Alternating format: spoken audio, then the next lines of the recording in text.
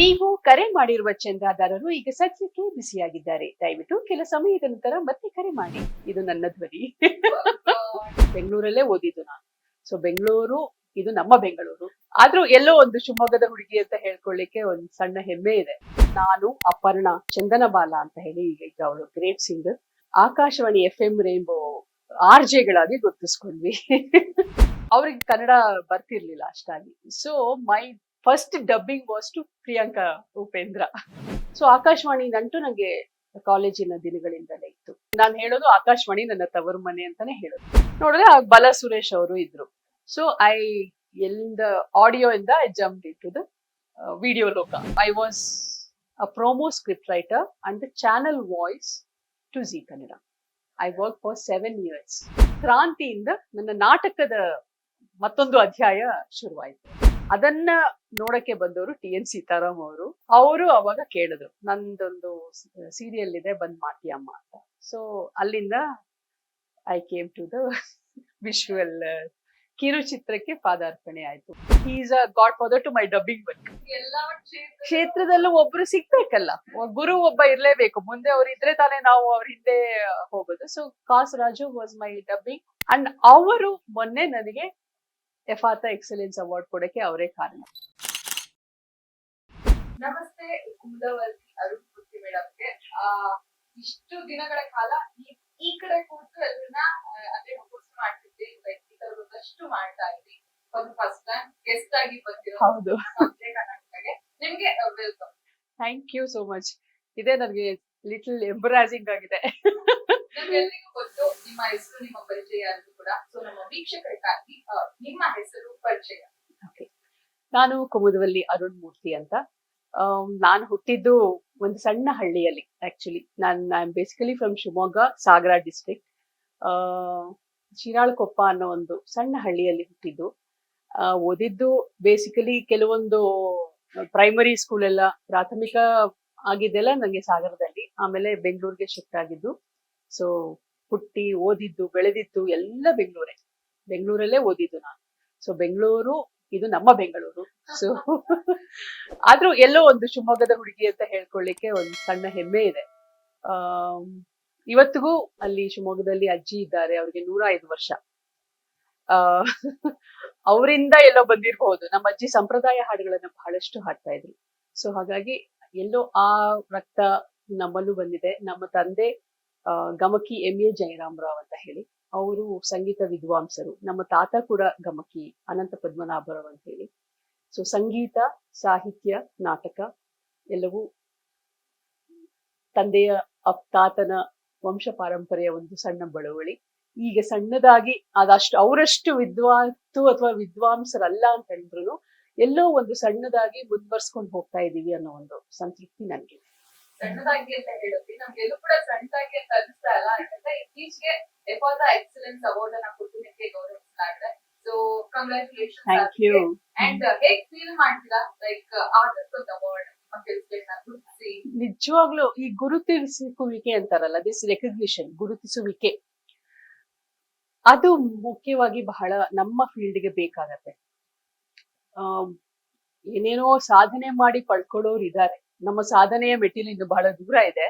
But ನಮ್ ಒಂದು ಕೆಲಸ ಮಾಡ್ತಾ ಇದ್ದೀವಿ ಅಂತ ಕರೆದು ಒಂದು ಸಣ್ಣದಾಗಿ ನಮ್ಗೊಂದು ಸನ್ಮಾನ ಮಾಡಿ, ಅಥವಾ ಒಂದು ಎಕ್ಸಲೆಂಟ್, ನೀವು ಇದೇ ಕೆಲಸದಲ್ಲಿ ಏನೋ ಮಾಡ್ತಾ ಇದ್ದೀರಾ ಅಂತ ಹೇಳಿ ಗುರುತಿಸ್ತಾರಲ್ಲ, ಅದೊಂದು ನಮ್ಗೆ ಇನ್ನೇನಾದ್ರು ಸಾಧಿಸ್ಬೇಕು ಅನ್ನೋ ಒಂದು ಛಲವನ್ನ ನಮ್ಮಲ್ಲಿ ತುಂಬುತ್ತೆ. ಸೊ ಆ ಕೆಲಸವನ್ನ ನಮ್ಮ ಎಫಾತ ಎಕ್ಸಲೆನ್ಸ್ ಅವಾರ್ಡ್ ಮಾಡ್ತಾ ಇದೆ. ಅಲ್ಲಿ ಬಹಳ ಖುಷಿಯಾಗಿದ್ದು ಅಂದ್ರೆ, ನನಗೆ ಮೆಂಟರ್ ಆಗಿದ್ದಂತಹ Sudarshan basically I got this award for acting and dubbing. ನಂದು ಬೇಸಿಕಲಿ ನಾನೊಬ್ಳು ವಾಯ್ಸ್ ಓವರ್ ಆರ್ಟಿಸ್ಟ್ ಆಗಿ ಗುರ್ತಿಸ್ಕೊಂಡಿದ್ದು, ಆ ನಂತರ ನಟನೆಗೆ ಇಳ್ದಿದ್ದು. ಈ ಎರಡನ್ನೂ ಸೇರಿಸಿ ಅವರು ಪ್ರಶಸ್ತಿಯನ್ನ ಕೊಟ್ಟರು. ಬಹಳ ಖುಷಿ ಅನಿಸ್ತು. ಅಲ್ಲಿ ಬಂದವರು ಸುದರ್ಶನ್ ಅನ್ನೋದು ಡಬ್ಬಿಂಗ್ ಕ್ಷೇತ್ರದಲ್ಲಿ ದೊಡ್ಡ ಹೆಸರು. ಅವರು ಸಣ್ಣ ಪುಟ್ಟ ಇದಲ್ಲ, ಅವರು ಎಷ್ಟೋ ವರ್ಷಗಳಿಂದ ಡಬ್ಬಿಂಗ್ ಮಾಡ್ತಾ ಇದ್ದಾರೆ. ಅನಂತನಾಗ್, ಶಂಕರ್ನಾಗ್ ಅಂಥವ್ರಿಗೆ ಡಬ್ ಮಾಡಿದವರು ಅವ್ರಿಲ್ಲದ ಸಮಯದಲ್ಲಿ. ಅಂಥ ದೊಡ್ಡ ಕಲಾವಿದರು ಅವರಿದ್ರು. He was my mentor when I started my career. So ಅವರ ಸಮ್ಮುಖದಲ್ಲಿ ಪ್ರಶಸ್ತಿ ಎಲ್ಲ ತಗೊಂಡೆ ಅನ್ನೋದೇ ಒಂದು ಬಹಳ ಖುಷಿಯ ವಿಚಾರ. ಸೂಪರ್. ಅಂದ್ರೆ ವರ್ಷಗಳ ನಂತರ ಈಗ ಮತ್ತೆ ನಿಮ್ಮನ್ನ ನೀವು ತೊಡಗಿಸ್ಕೊಂಡಿದ್ದೀರಾ ಹೌದು ಈ ಹೌದು ಕಲಾಕ್ಷೇತ್ರದಲ್ಲಿ. ಆಗ್ಲೇ ಹೇಳಿದ್ವಿ like, ವಂಶ ಪಾರಂಪರ್ಯಕ್ಕೆ ಅಲ್ಲಿಂದನೇ ಬಂದ್ಬಿಡಿದೆ ಈ ಕಲೆ ಅನ್ನೋದೆಲ್ಲೂ ಕೂಡ. ಬಟ್ ಆದ್ರೂ ಕೂಡ ನಿಮಗೆ ಈಗ ಎಲ್ಲರೂ ಕೂಡ ಆಕ್ಟರ್ ಆದವರು, ಅಪ್ಪ ಆಕ್ಟರ್ ಆದ್ರೆ ಮಗನ ಆಕ್ಟರ್ ಆಗ್ತಿಲ್ಲ, ಡಾಕ್ಟರ್ ಆದವರು ಡಾಕ್ಟರ್ ಆಗ್ಬೇಕು ಅಂತಾನೆ ಏನಿಲ್ಲ. ಬಟ್ ನಿಮ್ಗೆ ಇನಿಷಿಯಲ್ ಸ್ಟೇಜ್ ಅಲ್ಲಿ ಓದ್ಬೇಕಾದ್ರೆ ಒಂದ್ ಕನ್ಸಿರುತ್ತಲ್ಲ, ಹೌದು. ದೊಡ್ಡವಳಾದ್ಮೇಲೆ ಅದಾಗ್ತಿಲ್ಲ, ಆ ತರದ್ ಏನ್ ಕನ್ಸಿತ್ತು? ಖಂಡಿತವಾಗೂ ನಾನು ನಟಿಯಾಗ್ಬೇಕು ಅಂತ ಬಹಳ ಆಸೆ ಇತ್ತು. ಆ, ನಮ್ಮ ತಂದೆ ಮುಂಬೈ ಥಿಯೇಟರ್ ಅಲ್ಲಿ ತೋರಿಸ್ಕೊಂಡವರು, ಮುಂಬೈಯಲ್ಲಿ ಇದ್ದವರು. ಸೊ ಅಲ್ಲಿ ಅವರು ರಾಜ್ ಕಪೂರ್, ಪೃಥ್ವಿರಾಜ್ ಕಪೂರ್ ಅಂತ ಘಟಾನುಘಟಿಗಳ ಜೊತೆ ಗುರುತಿಸ್ಕೊಂಡವರು. ನಮ್ಮ ತಂದೆ ಎಂ ಎ ಜಯರಾಮ್ ರವರು ಇಂಡಿಯನ್ ಎಕ್ಸ್‌ಪ್ರೆಸ್ ಹಾಗೂ ಕನ್ನಡಪ್ರಭದಲ್ಲಿ ಇದ್ದವರು ಅವರು. ಸೊ ಅವರ ಫೋಟೋಗಳು, ಸಣ್ಣ ಸಣ್ಣ ಫೋಟೋಗಳು, ಅವ್ರು ಮಾಡ್ತಾ ಇದ್ದಂತ ಕೆಲಸಗಳನ್ನ ನೋಡಿ ಪೇಪರ್ ಅಲ್ಲಿ ಅವ್ರದ್ದು ಸಂಬಂಧ ಇತ್ತು. ಹಾಗಾಗಿ ನಮಗೆ ಅಲ್ಲಿ ನೋಡ್ತಾ ಇದ್ದಿದ್ದೇ ಹೆಚ್ಚಾಗಿ ಸಿನಿಮಾಗಳು ಈ ರೀತಿಯಾಗಿ. ಹಾಗಾಗಿ ಅದೆಲ್ಲೋ ಒಂದು ಸಣ್ಣ ಆಸೆ ಇದ್ದೇ ಇತ್ತು ನಟಿಯಾಗ್ಬೇಕು ಅಂತ. ಶಾಲೆಯಲ್ಲೂ ಕೂಡ ನಾನೇ ನಾಟಕ ಬರೆದು ಅಭಿನಯಿಸಿದ್ದು ಇದೆ ಶಾಲೆಯಲ್ಲಿ. ಹೈಸ್ಕೂಲಿಗೆ ಬಂದಾಗ್ಲೂ ನಾನು I was a drama convener in school. ನಾನು ಓದಿದ್ದು ನಿರ್ಮಲಾ ರಾಣಿ ಹೈಸ್ಕೂಲ್ ಅಂತ. ಅಲ್ಲಿ ಡ್ರಾಮಾ ಕನ್ವೀನರ್ ಆಗಿದ್ದೆ. ನನಗೆ ಮೆಂಟರ್ ಆಗಿದ್ದವರು ಜಿ ಎಸ್ ಶಿವರುದ್ರಪ್ಪ, ರಾಷ್ಟ್ರಕವಿ. ಅವರ ತಂಗಿಯಾದಂತಹ ಸುಶೀಲಾ ಅಂತ ಹೇಳಿ, ಅವರು she was my drama mentor there in school. So ನನಗೆ ಎಷ್ಟು ಒಳ್ಳೆಯವರು ಅವ್ರು ಸಿಕ್ಕಿದ್ರು ಅಂತ ಹೇಳ್ತಿದ್ದೀನಿ. ಅಲ್ಲಿ ಸ್ಕೂಲಲ್ಲಿ ಆತರ ಇದ್ದು ಅಲ್ಲಿ ನಾಟಕಗಳನ್ನ ಮಾಡ್ಕೊಂಡು ನಂತರ ನಾನು ಕಾಲೇಜ್ ಅಂತ ಬಂದಿದ್ದು MBS ಕಾಲೇಜ್ಗೆ. ಅಲ್ಲಿ ನನಗೆ ಎಕ್ಸ್ಟ್ರಾಡಿನರಿ ಎಕ್ಸ್ಪೋಜರ್ ಸಿಕ್ತು. ಅಲ್ಲಿ ಡ್ರಾಮಾ ವರ್ಕ್ಶಾಪ್ಗಳು ನಡೀತಾ ಇತ್ತು, ಮ್ಯೂಸಿಕ್ ವರ್ಕ್ಶಾಪ್ಗಳು ನಡೀತಾ ಇತ್ತು. ಸೊ ಜಾಸ್ತಿ ಅಕಾಡೆಮಿ ವರ್ಕ್ಗಿಂತ ನಾನು ಇಲ್ಲಿ ಕಲ್ಚರಲ್ ಅಲ್ಲೇ ಜಾಸ್ತಿ ಇರ್ತಾ ಇದ್ದೆ. ಅಲ್ಲಿ ಗೋಪಾಲ್ ಕೃಷ್ಣ ನಾಯರಿ ಅಂತ ಹೇಳಿ, ಹಿ was my mentor. Srinivas Sharma ಅವರು ನಮ್ಗೆ ಲೆಕ್ಚರರ್ ಆಗಿದ್ದವರು, ಡಾಕ್ಟರ್ ವಿಜಯ ಅವರು, ಈ ತರದವರೆಲ್ಲ ನನಗೆ ಸಿಕ್ಕು. ಅಂಡ್ MBS ಬೇಸಿಕಲಿ ಬಹಳಷ್ಟು ಜನರನ್ನ ಕೊಡುಗೆ ಕೊಟ್ಟಿದೆ, ಇನ್ಕ್ಲೂಡಿಂಗ್ ವಿಮ್ಲಾ ನಾಯ್ಡು ಅಂತವರು, ನಮ್ಮ Ravichandran, he was X student of MBS. ಈ ರೀತಿ ಬಹಳಷ್ಟು ಜನರನ್ನ MBS ಕೊಡುಗೆಯಾಗಿ ಕೊಟ್ಟಿದೆ. ಸೊ ಅದೇ ಒಂದು ಪರಿಸರದಲ್ಲಿ ನಾನು ಬೆಳೆದಿದ್ದು. ಅಲ್ಲಿ ಗೋಪಾಲ್ ಕೃಷ್ಣ ನಾಯರಿ ಅನ್ನೋರು ವರ್ಕ್ಶಾಪ್ ಮಾಡ್ತಾ ಇದ್ರು, ನಾಟಕದ ವರ್ಕ್ಶಾಪ್. ಸೊ ಅಲ್ಲಿ ಬಹಳಷ್ಟು ಕಲಿತೆ. ಅಲ್ಲಿ ಯಕ್ಷಗಾನದಿಂದ ಹಿಡಿದು ಕಲ್ತಿದ್ದೀವಿ ನಾವು. ಅವರು ಸಂಸ್ಕೃತ ನಾಟಕಗಳನ್ನ ಸ್ಟೇಜ್ ಮಾಡಿದ್ರು. ಅದು ಮುಳ್ಳಾಳ್ ಶೀಲ್ಡ್ ಅಂತ ಹೇಳಿ, ಅದು ದೊಡ್ಡ ಅವಾರ್ಡ್ ಅದು ಅವಾಗ. ಇಂಟರ್ ಕಾಲೇಜ್ ಇದಕ್ಕೆಲ್ಲ ಕೊಡ್ತಿದ್ರು. ಸೊ ಅದಕ್ಕೆ ಪ್ರಶಸ್ತಿ ಬಂತು. ಹೀಗೆ ನಾಟಕವನ್ನ ಮಾಡ್ತಾ ಮಾಡ್ತಾ ಅಲ್ಲೇ ಮಾಡ್ತಾ ಇದ್ದಿದ್ರು. ನಂತರ ನನಗೆ ಆಕಾಶವಾಣಿಯ ನಂಟು ಅಲ್ಲಿಂದನೇ ಬೆಳೀತು. ಆಕಾಶವಾಣಿ ಅದೊಂದು ಧ್ವನಿ, ಸುಂದರವಾದ ಧ್ವನಿಗಳನ್ನೇ ಕೇಳುವಂತಹ ಒಂದು ಸ್ಥಳ. ಸೊ ಅಲ್ಲಿ ಯುವವಾಣಿ ಇದಕ್ಕೆ ಹೋಗ್ತಾ ಇದ್ದೆ ನಾನು. ಯುವವಾಣಿ ಭಾಷಣಗಳನ್ನ ಮಾಡ್ತಾ ಇದ್ದೆ. ಅಲ್ಲಿ ನಾಟಕವನ್ನ ಕೂಡ, ಸ್ಟೂಡೆಂಟ್ಸ್ ನಾಟಕಗಳು ಮಾಡುವಾಗ ಅಲ್ಲಿ ಹೋಗಿ ಮಾಡ್ತಾ ಇದ್ದೆ. ಸೊ ಆಕಾಶವಾಣಿ ನಂಟು ನಂಗೆ ಕಾಲೇಜಿನ ದಿನಗಳಿಂದಲೇ ಇತ್ತು. ಅದನ್ನ ಬೆಳೆಸ್ಕೊಂಡು ಹೋದೆ. ಆಕಾಶವಾಣಿನ ನಾನು ಬಿಡ್ಲಿಲ್ಲ, ಕೊನೆ ತನಕನೂ ಬಿಡ್ಲಿಲ್ಲ. ಯುವವಾಣಿ ಮಾಡ್ತಾ ಇದ್ದೆ, ಏನಾದ್ರೂ ಬರ್ಕೊಡ್ತಾ ಇದ್ದೆ, ಈ ರೀತಿ ಎಲ್ಲ ಇತ್ತು. ಆ ನಂತರ ಹಾಗೆ ಅಲ್ಲಿ ಬೆಳ್ಕೊಂಡು ಹೋಗಿ ಚಂದನಾಗೆ, ಅಷ್ಟೊತ್ತಿಗೆ ದೂರದರ್ಶನ ಬಂದಿತ್ತು. ಚಂದನಾಗೂ ಕಾಲಿಟ್ಟೆ ಸಣ್ಣದಾಗಿ. ಅಲ್ಲಿ ಕಿರು ನಾಟಕಗಳು, ಕಿರು ಚಿತ್ರಗಳನ್ನ ಮಾಡೋರು ಅವಾಗ, ಬಹಳ ಹಿಂದೆ. ನಾನು ಹೇಳ್ತಾ ಇರೋದು 1992-93 ಆ ಸಮಯದ ಅವಧಿಯ ಕತೆ. ಸೊ ಅವಾಗ ಅಲ್ಲಿ ಮಾಡೋರು. ಆಗ ಬಿ ಸುರೇಶ್, ಉದಯ್ ಉತ್ತಿನಗದ್ದೆ, ಉಮೇಶ್ ಕುಲಕರ್ಣಿ, ಪ್ರಕಾಶ್ ರೈ, ಇವರೆಲ್ಲ ಅವಾಗ ಅಲ್ಲಿ ಚಂದನದಲ್ಲಿ ಗುರುತಿಸ್ಕೊಳ್ತಾ ಇದ್ರು. ಅವ್ರ ಜೊತೆ ಎಲ್ಲ ಸಣ್ಣದಾಗಿ ಕೆಲಸ ಮಾಡಿದಂತಹ ಅನುಭವ. ಸಣ್ಣ ಸಣ್ಣ ಕಿರುಚಿತ್ರಗಳು ಆ ರೀತಿ ಎಲ್ಲ ಮಾಡ್ತಾ ಇದ್ದೆ.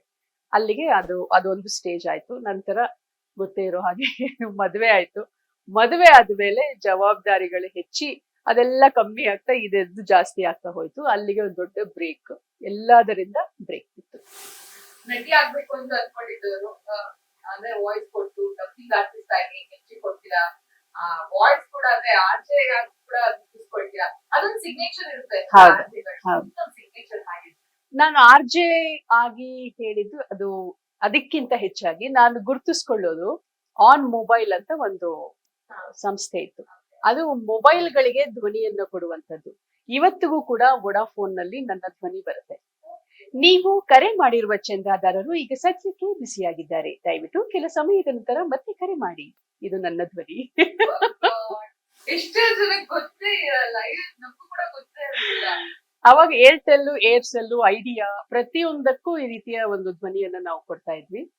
ಇವತ್ತಿಗೂ ಕೂಡ ವೋಡಾಫೋನ್ ಅವರು ಉಳಿಸ್ಕೊಂಡಿದ್ದಾರೆ. ನೀವು ಕರೆ ಮಾಡಿದ್ರೆ ನನ್ನ ಧ್ವನಿಯನ್ನೇ ಕೇಳೋದು. ಅದೇ ಅದು ಹೇಗೆ ಆಪರ್ಚುನಿಟಿ? ಅಗೇನ್ ನಾನು ಹೇಳೋದು ಆಕಾಶವಾಣಿ ನನ್ನ ತವರು ಮನೆ ಅಂತಾನೆ ಹೇಳೋದು. ಸೊ ಆಕಾಶವಾಣಿಯಲ್ಲಿ ನಾವು ಯುವವಾಣಿಯಿಂದ ಇದ್ದಿದ್ದು. ನನಗೆ ಮದ್ವೆ ಆಗಿ ನನ್ಗೆ ಹುಟ್ಟಿದ್ದು ಅವಳಿ ಮಕ್ಕಳು, ಒಬ್ಬ ಹುಡುಗಿ. ಸೊ ಹಾಗಾಗಿ ಜವಾಬ್ದಾರಿ ಪೂರ್ತಿ ಅವ್ರ ಮೇಲೆ ಇತ್ತು, ನನ್ನ ದೃಷ್ಟಿಯೆಲ್ಲ ಅವ್ರ ಮೇಲೆ ಇತ್ತು. ಒಂದು 10 ವರ್ಷ ಯಾವ ಕೆಲಸನೂ ಇಲ್ಲ, ಸೂರ್ಯ ಹುಟ್ಟುತ್ತಾ ಇದ್ದಾನೋ ಗೊತ್ತಿಲ್ಲ ನನ್ಗೆ. ಸೊ ಹಾಗಾಗಿ ಅಲ್ಲಿ ಜವಾಬ್ದಾರಿ ಅಷ್ಟು ಅವ್ರ ಮೇಲೆ ಇದ್ದಿದ್ರಿಂದ ಎಲ್ಲೂ ಕೆಲಸ ಮಾಡ್ಲಿಕ್ಕೆ ಆಗ್ಲಿಲ್ಲ. ಎಲ್ಲವನ್ನ ಬಿಟ್ಟು ಮನೆ ಮಕ್ಕಳು ಅಂತ ಇದ್ದಿದ್ದು. ಆಗ ಶುರುವಾಗಿದ್ದು FM ರೇನ್ಬೋ. ಬಹುಶಃ 2000 ಆಸುಪಾಸಿನಲ್ಲಿ ಅದು ಶುರುವಾಯ್ತು. ಅವಾಗ ಆಕಾಶವಾಣಿಯವರು ನಮ್ಮಂಥವ್ರನ್ನೆಲ್ಲ ಕರೆದ್ರು. ಯಾಕಂದ್ರೆ it's a part time job. ನೀವು ಬಂದು ಮಾಡೋ ಹಾಗಿದ್ರೆ ಯು ಕ್ಯಾನ್ ಡೂ ಇಟ್. ವಾರಕ್ಕೆ 2 ದಿವಸ ಇರುತ್ತೆ. ಆನ್ ಏರ್ ಲೈವ್ ಅಲ್ಲಿ ಹೋಗ್ತೀರಿ. ಆಕಾಶವಾಣಿಯಲ್ಲಿ ಲೈವ್ ಇದ್ದಿದ್ದು ಬಹಳ ಕಮ್ಮಿ. ರೆಕಾರ್ಡೆಡ್ ಧ್ವನಿ ಬರೋದಕ್ಕೆ ಇದೆಲ್ಲ ಧ್ವನಿ ಮುದ್ರಿತ ಕಾರ್ಯಕ್ರಮಗಳು ಮಾತ್ರ ಹೋಗ್ತಾ ಇದ್ದಿದ್ದು. ಇದು ಲೈವ್ ಇದೆ.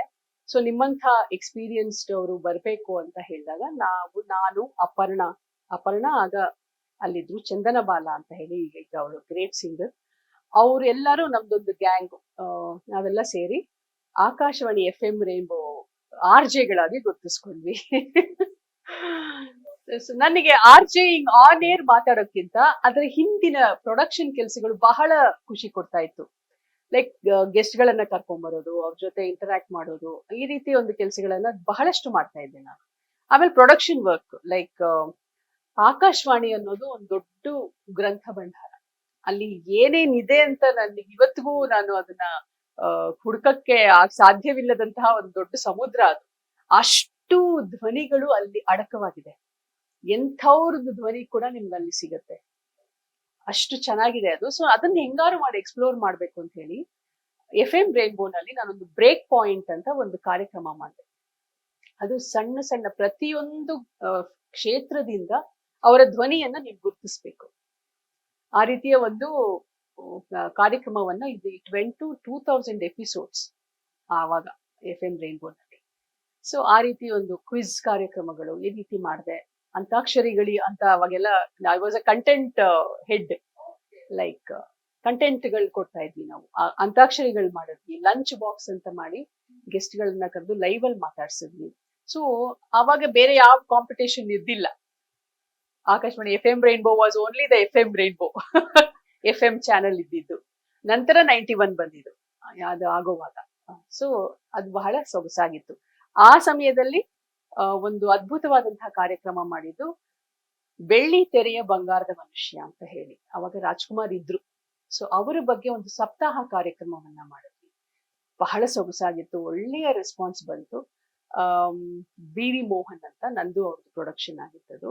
ಆಕಾಶವಾಣಿ ಬಹಳ ಸಹಕಾರವನ್ನ ಕೊಟ್ಟು ಅದೊಂದು 7 ದಿನದ 1 ಗಂಟೆಯ ಕಾರ್ಯಕ್ರಮವನ್ನ ಮಾಡ್ತು. ಸ್ವತಃ ಪಾರ್ವತಮ್ಮನವರು ನಮಗೆ ಕರೆ ಮಾಡಿ ಬಹಳ ಸೊಗಸಾಗಿದೆ ಅಂತ ಅಂದಿದ್ರು.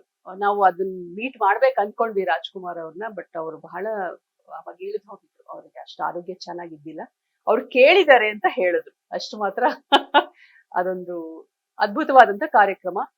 ಅದೇ ರೀತಿ ಅಮೃತವರ್ಷಿಣಿ ಅಂತ ಮ್ಯೂಸಿಕ್, ನಾನು ಬೇಸಿಕಲಿ ಹೇಳ್ದೆ ನಾನು ಸಂಗೀತ ಕ್ಷೇತ್ರದಲ್ಲೂ ಇದ್ದೀನಿ ಅಂತ. ಸೊ ಅಮೃತವರ್ಷಿಣಿಯಲ್ಲಿ ಕೂಡ ವಾಗ್ಗೇಯಕಾರರ ಬಗ್ಗೆ ಗೀತಾ ರಾಮಾನಂದ್ ಅಂತ ಈ ರೀತಿ ಪ್ರೊಡಕ್ಷನ್ ವರ್ಕ್ಗಳು ತುಂಬಾ ಮಾಡಿದ್ದೀನಿ ಆಕಾಶವಾಣಿನಲ್ಲಿ. ಸೊ ಅಲ್ಲಿಂದ ನಂದು ಮತ್ತೊಂದು ಬ್ರೇಕ್ ಆಯ್ತು. ಅಲ್ಲ, ಈಗ ನಾನ್ ಕೇಳ್ಬೇಕು, ನೀವು ಮಲ್ಟಿ ಟ್ಯಾಲೆಂಟೆಡ್ ಆಗಿದ್ರ, ಯಾವ್ದನ್ನ ನೀವ್ ಮಾಡಲ್ಲ ಅನ್ನೋದು ನಾನ್ ಕೇಳ್ಬೇಕು. ಇದು ಏನೋ ಹೇಳ್ತಾರಲ್ಲ ಅಲ್ಪಜ್ಞಾನಿ ಮಹಾಗರ್ವಿ ಅಂತ. ನನ್ ಗರ್ವ ಖಂಡಿತ ಇಲ್ಲ, ಬಟ್ ಅಲ್ಪಜ್ಞಾನಿ ಅಂತ ಮಾತ್ರ ಒಪ್ಕೋತೀನಿ. ಎಲ್ಲಾನು ಆಸೆ, ನನ್ಗೆಲ್ಲಾನು ಮಾಡ್ಬೇಕಂತ ಆಸೆ. ಅದೇ ಯಾವ್ದು ನಾನ್ ಅನ್ಕೊಳ್ಳೋದು ಒಂದ್ ಹಿಡಿಬೇಕಾಗಿತ್ತು, ಅದ್ರಲ್ಲಿ ಸಾಧನೆ ಮಾಡ್ತಿದ್ನೋ ಏನೋ ಅಂತ. ಬಟ್ ಇಲ್ಲ, ಇದು ಇಷ್ಟ, ಬಟ್ ಅದೊಂದು ಎಲ್ಲೋ ತೃಪ್ತಿ ಇದೆ. ಎಲ್ಲಾದ್ರಲ್ಲೂ ನಾನು ನನ್ನನ್ನು ಗುರ್ತಿಸ್ಕೊಳ್ತಾ ಇದ್ದೀನಿ ಅಂತ. ಸಂಗೀತ ಹಾಡ್ತೀನಿ ಎಲ್ಲಾ ಕಡೆ, ಹಾಗಂತ ಅದ್ಲೇನ್ ಸಾಧಿಸ್ಲಿಲ್ಲ. ಮಾತಾಡ್ತೀನಿ, ರೇನ್ಬೋ ಆರ್ಜೆ ಅಂತ ಗುರ್ತಿಸ್ಕೊಂಡೆ, ಅದ್ರಲ್ಲೂ ನಾನೇನ್ ಮುಂದುವರಲಿಲ್ಲ ಅಲ್ಲೇ. ಹಾಗಾಗಿ ಅಷ್ಟಷ್ಟಲ್ಲೇ ಧ್ವನಿ ಕೊಡ್ತೀನಿ ಚಾನೆಲ್ಗೆ ಅನ್ಕೊಂಡೆ, ಅಲ್ಲೂ ಅಷ್ಟರಲ್ಲೇ ಮುಗೀತು. ಹೀಗೆ ನಾಟಕ ಮಾಡ್ತೀನಿ, ಅಲ್ಲೂ ಅಷ್ಟರಲ್ಲೇ. ಈಗ ಆಕ್ಟಿಂಗ್ ಇಳ್ದಿದ್ದೀನಿ. ಬಹುಶಃ ಗೊತ್ತಿಲ್ಲ ಮುಂದೆ ಯಾವ ರೀತಿ ಹೋಗ್ಬಹುದು ಈ ಫೀಲ್ಡ್ ಅಲ್ಲಿ ಅಂತ. ಮದುವೆ ಬಂತು ಮಕ್ಳಾಯ್ತು ಅದ್ರ ನಂತರ ಬ್ರೇಕ್ ಆಯ್ತು ಅಂತ ಹೇಳಿದ್ವಿ. ಮದುವೆ ಯಾವಾಗ ಆಯ್ತು ಅಂಡ್ ಮಕ್ಳಾಗಿದ್ ಯಾವಾಗ ಅಂಡ್ ಹಸ್ಬೆಂಡ್ ಬಗ್ಗೆ ಅಂಡ್ ಈಗ ಮಕ್ಳ ಸಪೋರ್ಟ್ ಯಾ ಹಸ್ಬೆಂಡ್ ಅಫ್ಕೋರ್ಸ್ ಅಫ್ಕೋರ್ಸ್. ಅದೇನಪ್ಪಾ ಅಂದ್ರೆ ಏನು, ರೋಗಿ ಬಯಸಿದ ಹಾಲು ಅನ್ನ ವೈದ್ಯ ಹೇಳಿದ ಹಾಲು ಅನ್ನ ಅಂತಾರಲ್ಲ, ಆ ರೀತಿ ನನ್ನ ಜೀವನದಲ್ಲಿ ಆಯ್ತು. ಅಪ್ಪ ಅಮ್ಮಂದು ಹುಟ್ಟದಾಗಿಂದ ಸಪೋರ್ಟ್ ಇದ್ದೇ ಇತ್ತು ಮನೆಯಲ್ಲಿ.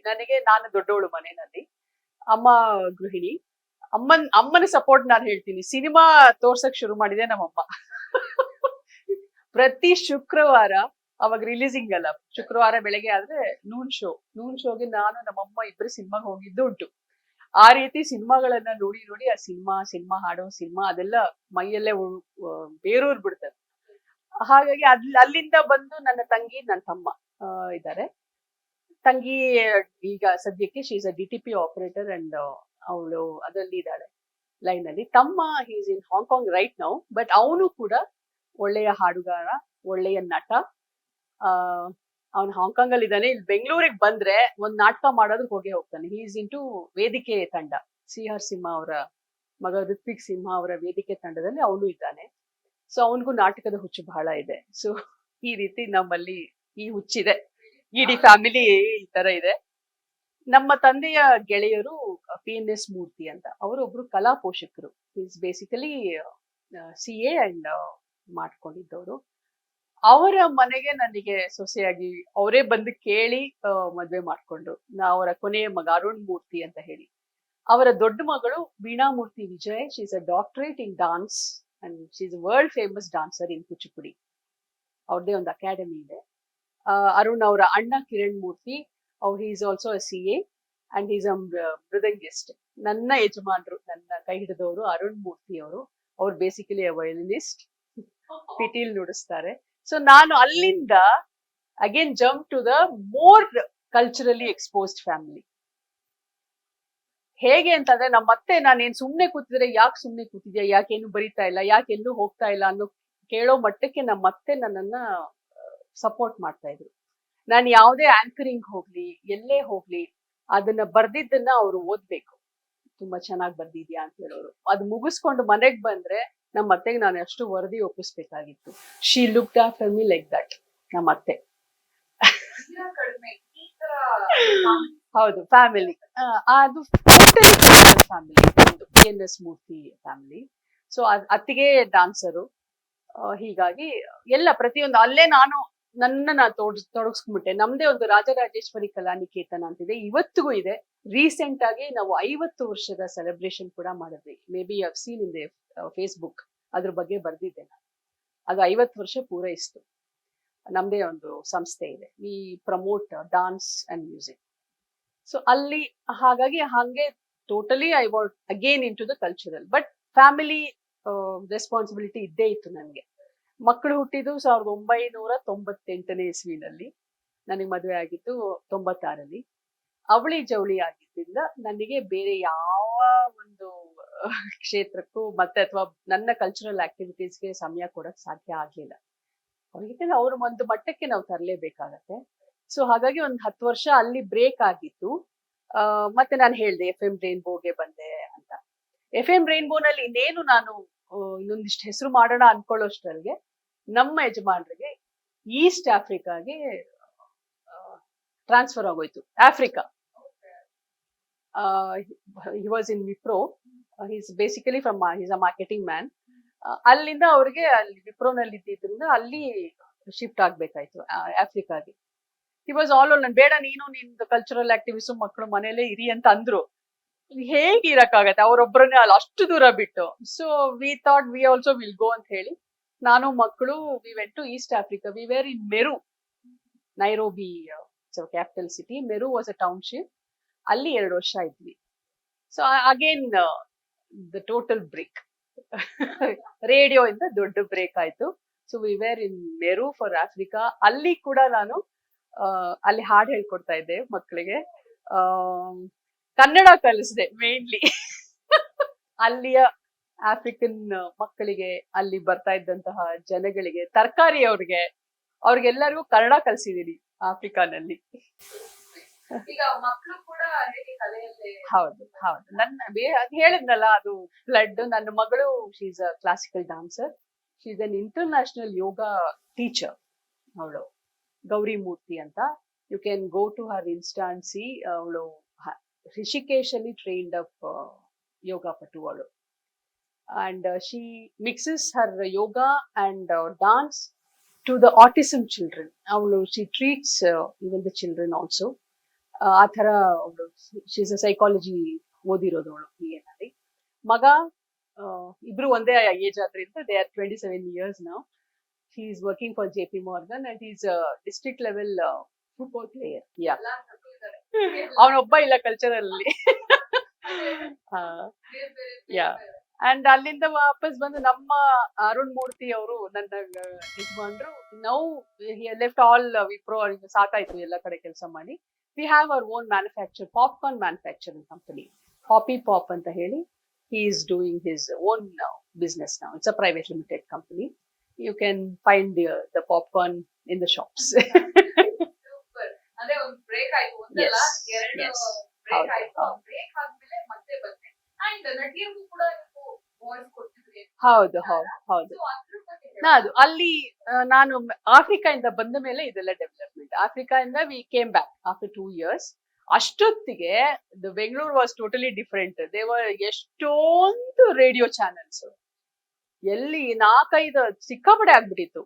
FM rainbow was somewhere else. ಅವಾಗ ನಾನ್ ಮತ್ತೆ ರೇಡಿಯೋಗೆ ಹೋಗದ ಎಲ್ಲಿ ಹೋಗದ ಅನ್ನೋಷ್ಟೊತ್ತಿಗೆ ಐ ಮೆಟ್ ಮೈ ಮೆಂಟರ್, ಇನ್ನೊಬ್ರು ಗಾಡ್ ಫಾದರ್ ಅಂತಾನೆ ಹೇಳ್ಬೋದು, ಬಾಲ ಸುರೇಶ್ ಅಂತ, ಬಂದಗದ್ದೆ ಸುರೇಶ್ ಅವರು. ಹಿ was in the film field. ಅವರು ರಶ್ಮಿ, ರಂಜಿತಾ ಅಂತ ಒಂದು ಅದ್ಭುತವಾದಂತಹ ಸಿನಿಮಾಗಳಲ್ಲಿ ಅವ್ರಿಗೆ ರಾಜ್ಯ ಪ್ರಶಸ್ತಿ ಕೂಡ ಬಂದಿತ್ತು. ಅವರನ್ನ ನಾನು ಭೇಟಿಯಾದೆ. ಅವರ ಒಂದು ಸೀರಿಯಲ್, ಅವರು ಬಹುಶಃ ನೆನ್ಪಿರ್ಬೋದು, ಮನೆತನ ಅಂತ ಒಂದು ಸೀರಿಯಲ್ ಬಹಳ ವರ್ಷ ಬಂತು, ಅವ್ರದೇ ಅದು, ಬಲ ಸುರೇಶ್ ಅವರು. ಅವರನ್ನ ಭೇಟಿಯಾಗುವಂತ ಒಂದು ಸಂದರ್ಭ ಸಿಕ್ತು. ಅವರಿಗೆ ನಾನು ಅಸಿಸ್ಟೆಂಟ್ ಆಗಿ ಕೆಲಸ ಮಾಡಕ್ ಸ್ಟಾರ್ಟ್ ಮಾಡಿದೆ. ಐ ರೋಟ್ ಡೈಲಾಗ್ಸ್ ಫಾರ್ ಬಣ್ಣದ ಬುಗುರಿ ಅಂತ ಒಂದು ಸೀರಿಯಲ್, ಉದಯನಲ್ಲಿ ಟೆಲಿಕಾಸ್ಟ್ ಆಯ್ತದು. ಸೊ ಅದಕ್ಕೆ ನಾನು I was an associate for him. So ಅಲ್ಲಿಂದ ಒಂದು ಬೇರೆನೆ ಜಾನರ್ ಬಂದೆ, ಲೈಕ್ ಕಿರುತೆರೆಗೆ. ನಾನ್ ವಾಪಸ್ ಬರೋಷ್ಟೊತ್ತಿಗೆ he was in Zee Kannada. ಆಗ ತಾನೇ ಶುರುವಾಗಿತ್ತು. ಜಯಂತ್ ಕಾಯ್ಕಿಣಿ ಅವರು ಇದ್ರು. ನಾನು ಹೋಗೋಷ್ಟೊತ್ತಿಗೆ ಜಯಂತ್ ಕಾಯ್ಕಿಣಿ ನನಗೆ ಆಕಾಶವಾಣಿಯಿಂದ ಪರಿಚಯ. Before he was in to the film field. ಸಾಹಿತ್ಯಿಕವಾಗಿ ಅವರು ನನಗೆ ಬಹಳ ಪರಿಚಯ, ಜಯಂತ್ ಕಾಯ್ಕಿಣಿ ಅವರು. ಅವರು ಆಕಾಶವಾಣಿಯಲ್ಲಿ ಒಂದು ಪುರಾಣಿ ಯಾದೆ ಅಂತ ಹೇಳಿ ಒಂದು ಪ್ರೋಗ್ರಾಮ್ ಕೂಡ ಮಾಡ್ತಾ ಇದ್ವಿ. ಅವ್ರು ಆಕಾಶವಾಣಿಗೆ ಬಹಳ ನಂಟನ್ನ ಇಟ್ಕೊಂಡಿದ್ರು. ಆಗ ಅವ್ರಿನ್ನೂ ಸಿನಿಮಾ ಜಯಂತ್ ಕಾಯ್ಕಿಣಿ ಆಗಿರ್ಲಿಲ್ಲ. ಮುಂಗಾರು ಮಳೆ ಜಯಂತ್ ಕಾಯ್ಕಿಣಿ ಆಗಿರ್ಲಿಲ್ಲ. ಅವರು ಸಾಹಿತ್ಯ ವಲಯದಲ್ಲಿ ಗುರುತಿಸ್ಕೊಂಡಿದ್ರು ಅವಾಗ. ಆಗ ಅವ್ರ ಜೊತೆ ನನ್ನ ಒಡನಾಟ ಬಹಳ ಇತ್ತು. ನಾನು ಆಫ್ರಿಕಾ ಹೋದ್ರು ಅವ್ರ ಜೊತೆ ಮಾತುಕತೆ ಇದೆಲ್ಲ ಇರ್ತಿತ್ತು. ಸೊ ಅವ್ರದ್ದು ಇದ್ದೇ ಇದೆ. ಅವರಿದ್ರು ಜಿ ಕನ್ನಡ ಶುರುವಾದಾಗ. He was south zone head. ಅವ್ರಿಗೆ ಏನಾಯ್ತು, ಬಿಟ್ರು. ಅವ್ರು ಬಿಡೋಕ್ ಮುಂಚೆ ನನ್ನನ್ನು ಅಲ್ಲಿ ಹಾಕಿದ್ರು. ಪ್ಲೀಸ್ ದಯವಿಟ್ಟು ಬನ್ನಿ ಈ ತರ ಒಂದು ಚಾನೆಲ್ಗೆ, ಇದೊಂದು ಹೊಸ ಒಂದು ಪಯಣ ಶುರು ಮಾಡೋಣ ಅಂತ ಹೇಳಿ. ನೋಡಿದ್ರೆ ಬಲ ಸುರೇಶ್ ಅವರು ಇದ್ರು. ಸೊ ಎಲ್ಲಿಂದ ಆಡಿಯೋ ಇಂದ I jump in to the video ಲೋಕ. So I was a promo script writer and the channel voice to Zee Kannada. I worked for 7 years. Zee Kannada ತುಂಬಾ ಕಲಿಸ್ಕೊಡ್ತು. ಬಹಳ ಜನರ ಒಡನಾಟ, ಸೀರಿಯಲ್ಗಳು ತುಂಬಾ. Zee ಕನ್ನಡದಲ್ಲಿ ಕಲ್ತಿದ್ದು ತುಂಬಾ ಕಲ್ತೆ ನಾನಲ್ಲಿ. ಕಿರುತೆರೆ ಆಗ್ಲಿ ಅಥವಾ ಏನೇ ಆಗ್ಲಿ, ಒಂದು ರಿಯಾಲಿಟಿ ಶೋಗಳು. ಆವಾಗ ಅಲ್ಲಿ ಶುರುವಾಗಿದ್ದು, ನನಗೆ ಅದ್ರ ಹೆಸರು ನೆನಪಿಗೆ ಬರ್ತಿಲ್ಲ, ಬ್ರೈಡ್ ವಧು ಬೇಕಾಗಿದೆ ಅಂತಾನು ಏನೋ ಒಂದು ಶುರುವಾಯ್ತು. ಇವಾಗ ಮಹಾನಟಿ ಆ ತರ ಎಲ್ಲ ಮಾಡ್ತಿದ್ರಲ್ಲ, ಆಗ ಅಲ್ಲಿ ವಧುಗಳನ್ನ ಹುಡ್ಕೋಂಥದ್ದು. ಸೊ ದಟ್ ವಾಸ್ ಆಕ್ಚುಲಿ ಅದನ್ನ ರಿಯಾಲಿಟಿ ಶೋಗೆ ಮೇನ್ ಜಡ್ಜ್ ಆಗಿದ್ದು ಪ್ರಿಯಾಂಕಾ ಉಪೇಂದ್ರ ಅವರು. ಅವ್ರಿಗೆ ಕನ್ನಡ ಬರ್ತಿರ್ಲಿಲ್ಲ ಅಷ್ಟಾಗಿ. So my first dubbing was to Priyanka Upendra. ಈಗ್ಲೂ ನಾನು ಇಟ್ಕೊಂಡಿದ್ದೀನಿ ಅದನ್ನ. ಅವರಿಗೆ ವಾಯ್ಸ್ ಕೊಟ್ಟಿದ್ ನಾನು. ಪ್ರಿಯಾಂಕಾ ಉಪೇಂದ್ರ ಅವರಿಗೆ ವಾಯ್ಸ್ ಕೊಡ್ತಾ ಇದ್ದೆ ಅವಾಗ. ಆಮೇಲೆ ಅವ್ರದ್ದು ಸಣ್ಣ ಪುಟ್ಟ ಯಾವ್ದೊಂದು ಇದಕ್ಕೆ ಹೋದಾಗ್ಲೂ ಅವ್ರು ದಯವಿಟ್ಟು ಅವ್ರ ವಾಯ್ಸ್ ಒಂಚೂರು ಕಳ್ಸ್ಕೊಟ್ಬಿಡಿ ಅಂತ ಹೇಳಿ ಮಾಡಿದ್ದು ಉಂಟು ಪ್ರಿಯಾಂಕಾ ಉಪೇಂದ್ರ ಅವ್ರಿಗೆ. So that was my first dubbing to somebody else. ನನ್ನ ಸಣ್ಣ ಪುಟ್ಟ ಯಾವ್ದಾದ್ರು ಇದಿದ್ರೆ ಅದಕ್ಕೆ ನನ್ನ ಓನ್ ಡಬ್ ನಾನ್ ಮಾಡ್ಕೋತಿದ್ದೆ. ಬೇರೆಯವ್ರಿಗೆ ಡಬ್ ಮಾಡಿದ್ದು ಅಂತಂದ್ರೆ ಫಸ್ಟ್ ನಾನು ಡಬ್ ಮಾಡಿದ್ದೆ ಪ್ರಿಯಾಂಕಾ ಉಪೇಂದ್ರ ಅವ್ರಿಗೆ. ಅಲ್ಲಿಂದ ಶುರುವಾಗಿದ್ದು. ಅಲ್ಲಿಂದ ಒಂದು ಡಬ್ಬಿಂಗ್ ಅಂತ ಶುರುವಾಗಿದ್ದು. ಅದು ಯಾವಾಗ ನನಗೆ ನನ್ ಮೇಲೆ ಪರವಾಗಿಲ್ಲ, ನಾನು ಇನ್ನೊಬ್ರಿಗೂ ಲಿಪ್ ಸಿಂಕ್ ಮಾಡಬಲ್ಲೆ ಅಂತ ಗೊತ್ತಾಯ್ತು, I started my dubbing work. ಸುಮಾರು commercials, local products, I don't know, ಲೆಕ್ಕ ಇಡಕ್ಕೆ ಸಾಧ್ಯ ಇಲ್ಲ. ಎಷ್ಟೊಂದು ಲೋಕಲ್ ಪ್ರಾಡಕ್ಟ್ಸ್, ಎಷ್ಟೊಂದು ಕಮರ್ಷಿಯಲ್ಸ್, ಮುಂಬೈಯಿಂದ ಬರೋದು ಕಮರ್ಷಿಯಲ್ಸ್ ಎಲ್ಲ, ಅದೆಲ್ಲ ಕನ್ನಡಕ್ಕೆ ಮಾಡ್ಬೇಕಾದ್ರೆ ಪ್ರತಿಯೊಂದನ್ನ ಬಹಳಷ್ಟು ನಾನು ಡಬ್ಬಿಂಗ್ ವರ್ಕ್ ತುಂಬಾ ಮಾಡಿದೆ. ಈ ಕಮರ್ಷಿಯಲ್ಸ್ ಅಂಡ್ ಅಡ್ವರ್ಟೈಸಿಂಗ್ ಇದ್ರಲ್ಲಿ ನನಗೆ ಪರಿಚಯವಾದ ರಾಜರ್ ಅಂತ ಹೇಳಿ, ಕಾಸ್ ರಾಜರ್ ಅಂತ. ಸೊ ಅವ್ರು ತುಂಬಾ ಕಮರ್ಷಿಯಲ್ ಡಬ್ಬಿಂಗ್ಸ್ ಮಾಡ್ತಿದ್ರು. ಅವರು is a godfather to my dubbing work. ಕ್ಷೇತ್ರದಲ್ಲೂ ಒಬ್ರು ಸಿಗ್ಬೇಕಲ್ಲ, ಗುರು ಒಬ್ಬ ಇರ್ಲೇಬೇಕು ಮುಂದೆ. ಅವ್ರು ಇದ್ರೆ ತಾನೇ ನಾವು ಅವ್ರ ಹಿಂದೆ ಹೋಗೋದು. So cause Raju was my dubbing. And ಅವರು ಮೊನ್ನೆ ನನಗೆ ಎಫಾತಾ ಎಕ್ಸಲೆನ್ಸ್ ಅವಾರ್ಡ್ ಕೊಡಕ್ಕೆ ಅವರೇ ಕಾರಣ. ಸೊ ವಿತ್ ಅವ್ರ ಗುರುಯಿಂದನೇ ನಾನು ಒಂದು ಪ್ರಶಸ್ತಿಯನ್ನ ತಗೊಂಡೆ ಅಂತ ಹೇಳೋಕೆ ಬಹಳ ಹೆಮ್ಮೆ ಅನ್ಸುತ್ತೆ. ಹೌದು.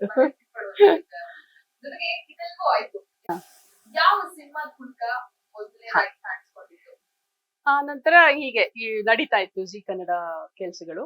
ಜಿ ಕನ್ನಡ ಸುಮಾರಷ್ಟು ಏಳು ಬೀಳುಗಳಾಯ್ತು. ಅವಾಗ ಹೀಗೆ ನಡೆಯುವಾಗ ಒಂದಷ್ಟು ಎಲ್ಲಾರು ಸೇರಿ ಮತ್ತೆ ನಮ್ಗೊಂದು ಬದಲಾವಣೆ ಬೇಕು ಅಂತ ಅನ್ಸುತ್ತಲ್ಲ. ಒಂದೇ ಏಕತಾನತೆ ಇರುತ್ತೆ, ಒಂದ್ ಕಡೆನೆ ಕೆಲಸ ಮಾಡೋದಕ್ಕೆ ಗೊತ್ತಿರುತ್ತೆ. Creative people cannot work in one place.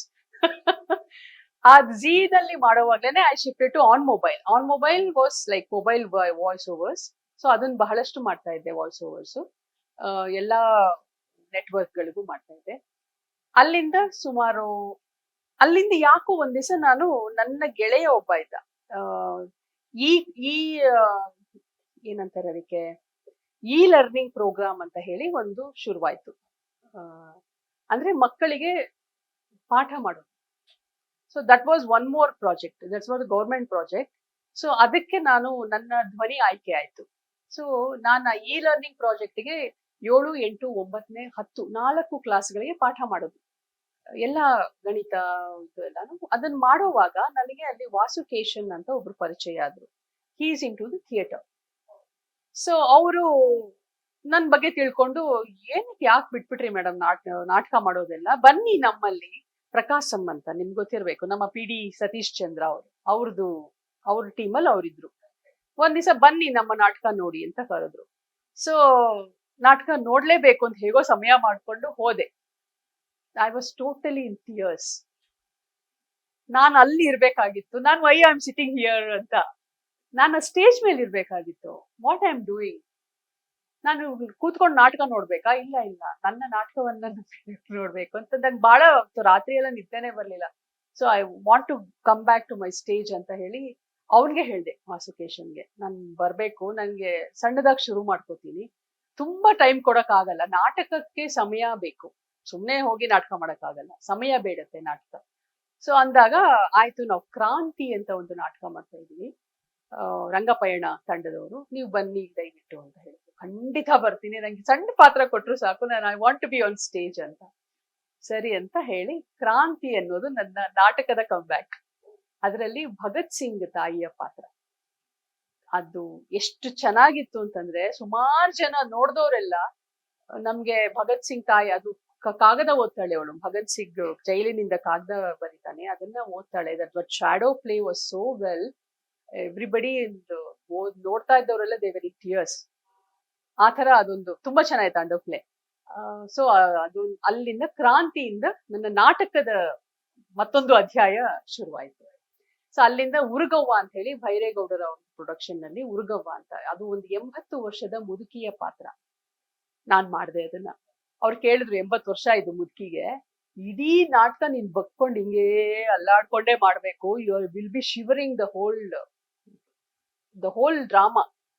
But ಅವಳು ಗಟ್ಟಿಗಿತ್ತಿ, ಅವಳೇ ಮೇನ್, ಉರುಗವನೇ ಮೇನ್ ರೋಲ್. ಅವಳು she stands against her sun.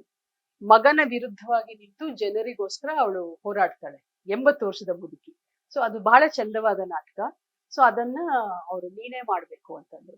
So ನನ್ ಮೇಲೆ ಅಷ್ಟು ನಂಬಿಕೆ ಇಟ್ಟಿದ್ದೀರಾ, ಮಾಡ್ತೀನಿ ಅಂತ ಹೇಳಿ ಮಾಡಿದ್ವಿ. ಅದು ಅರೌಂಡ್ ಏನಿಲ್ಲ ಅಂದ್ರೂ 15 ಶೋಗಳು ಕಂಡಿದೆ. ಎಂತೆಂಥವ್ರು ಮಗನ ಪಾತ್ರ ಮಾಡಿ ಹೋದ್ರು. ನಾನ್ ಮಾತ್ರ ಅದೇ ಉರ್ಗವನ್ನೇ ಮಾಡಿದೆ. ವಸಿಷ್ಠ ಸಿಂಹ ಕೂಡ ನನ್ನ ಮಗನ ಪಾತ್ರದಲ್ಲಿ ಮಾಡಿದ್ರು ಒಂದು ಶೋನಲ್ಲಿ. ಈ ರೀತಿ ಅಲ್ಲಿಂದ ಇನ್ನೊಂದು ಒಡನಾಟ, ಇನ್ನೊಂದು ಗೆಳೆಯರ ಬಳಗ ಪ್ರತಿಯೊಂದು ಶುರುವಾಯ್ತು. ನಂತರ ನಾಗರಾಜ್ ಸೋಮಯಾಜಿ ಅಂತ ಹೇಳಿ ಸರ್ವಸ್ವ ಅಂತ ಹೇಳಿ ಒಂದು ಹೊಸ ತಂಡವನ್ನ ಕಟ್ಟಿದ್ರು. ಅವರು ಈಗ ಬಿಸಿ ನಾಟಕ ಸಿನಿಮಾಗಳೆಲ್ಲ ಅವರು ಬಿಸಿ ಆಗ್ತಿದ್ದಾರೆ ಈಗ ನಾಗರಾಜ್ ಸೋಮಯಾಜಿ ಅವರು ಮೌನ ಅಂತ ಒಂದು ನಾಟಕ ಮಾಡಿದ್ರು. ಅದು 4 ಕಥೆಗಳ ಒಂದು ಸಂಕಲನವಾದಂತಹ ನಾಟಕ. ಸೊ ಅದರಲ್ಲಿ ಒಂದು ಪಾತ್ರ ತಾಯಿ ಮಗಳ ಸಂಬಂಧದ್ದು ಒಂದು ಪಾತ್ರ, ಒಂದು ಕಥೆಯಲ್ಲಿ ನಾನಿದ್ದೆ. ಆ ತಾಯಿಯ ಪಾತ್ರ ಎಷ್ಟು ಇನ್ನೋಸೆಂಟ್ ಆಗಿ ಬಹಳ ಚೆನ್ನಾಗಿತ್ತು. ಅದು ಬಹಳ ನೋಡಿದವರೆಲ್ಲ ಬಹಳವಾಗಿ ಹೊಗಳಿದ್ರು ಅದನ್ನ ನೋಡಕ್ಕೆ ಬಂದವರು TN ಸೀತಾರಾಮ್ ಅವರು ಅವಾಗ ಕೇಳಿದ್ರು, ನಂದೊಂದು ಸೀರಿಯಲ್ ಇದೆ ಬಂದ್ ಮಾಡ್ತೀಯಮ್ಮ ಅಂತ. ಸೊ ಅಲ್ಲಿಂದ I came to the visual ಕಿರುಚಿತ್ರಕ್ಕೆ ಪಾದಾರ್ಪಣೆ ಆಯ್ತು. ಮಹಾಪರ್ವ ಅದು ನನ್ನ ಮೊದಲ ಧಾರಾವಾಹಿ ಅಭಿನಯಿಸಿದ್ದು. ಅದರಲ್ಲಿ Ashwini Gowda was the main role. ನಾನು ಅದರಲ್ಲಿ ಡೆಪ್ಯೂಟಿ ಕಮಿಷನರ್ ಆಗಿ ಒಂದು ಹೊಸ ಎಂಟ್ರಿ ಕೊಟ್ಟು ತುಂಬಾ ಚೆನ್ನಾಗಿತ್ತು ಆ ಪಾತ್ರ. ಅಂದ್ರೆ ವೆರಿ ರಗಡ್, ವೆರಿ ಸ್ಟ್ರಿಕ್ಟ್ ಡೆಪ್ಯೂಟಿ ಕಮಿಷನರ್. ಅಲ್ಲಿಂದ ನಂದು ಇನ್ನೊಂದು ಜಾನರ್ ಆಫ್ ಆಕ್ಟಿಂಗ್ ಶುರು ಆಯ್ತು.